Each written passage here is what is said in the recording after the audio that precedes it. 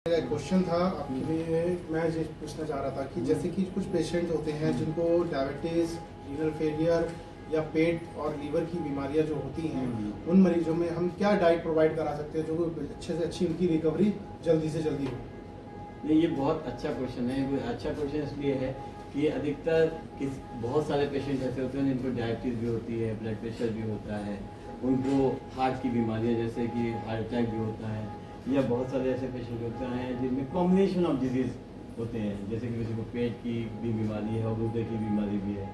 अब यहाँ पे दो पॉइंट इम्पोर्टेंट है कि आदमी डाइटिशियन के पास जाता है, वो चार्ट जो है वो डाइट चार्ट देती है, भैया ये डायबिटीज़ के लिए, ये किडनी के लिए, ये हार्ट के लिए, ये लिवर के लिए। आदमी उसको पढ़ता है, सोचता है भाई ये क्या है, ये क्या खाऊं क्या ना खाऊं, बिल्कुल कंफ्यूज रहता है। तो आज ये वीडियो केवल इसलिए बनाया गया है कि यदि पेशेंट को एक से ज़्यादा बीमारियां हैं, कॉम्बिनेशन ऑफ डिजीज हैं, तो आप इस वीडियो को देखें और उसका पूरा लाभ उठाएं। पॉइंट ये है कि यदि अब यहाँ पे केवल दो चीज़ें हम अलग करेंगे, एक डायबिटीज को और दूसरा पेट और किडनी की बीमारियां, मतलब लीवर और किडनी की बीमारियां।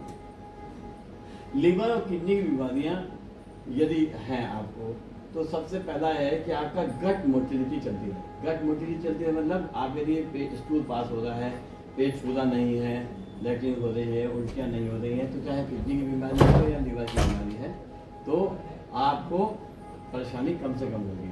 तो उसके लिए ऐसा खाना खाना है जिससे कि आपको पॉटी होती रहे या लैट्रिन होती रहे। उसके लिए हल्का खाना और एल्कलाइन, आजकल एल्कलाइन वाटर भी बहुत चल रहा है, एल्कलाइन खाना, क्योंकि ये सब बीमारियां शरीर में एसिड बनाती है। कहते हैं ना तेजाब बढ़ गया जिससे कि वो पेशेंट को बीमारी दिक्कत हो रही है।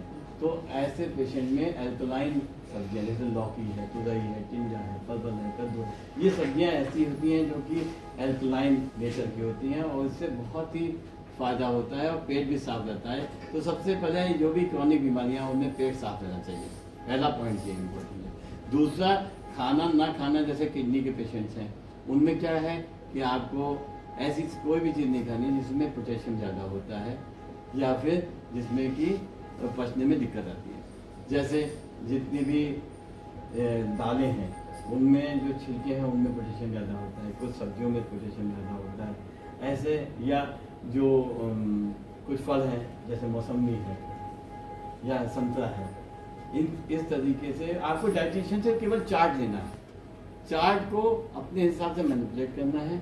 और सबसे अच्छी चीज़ है कि आपको पेट साफ रखना है, जो मेन मैसेज ये है।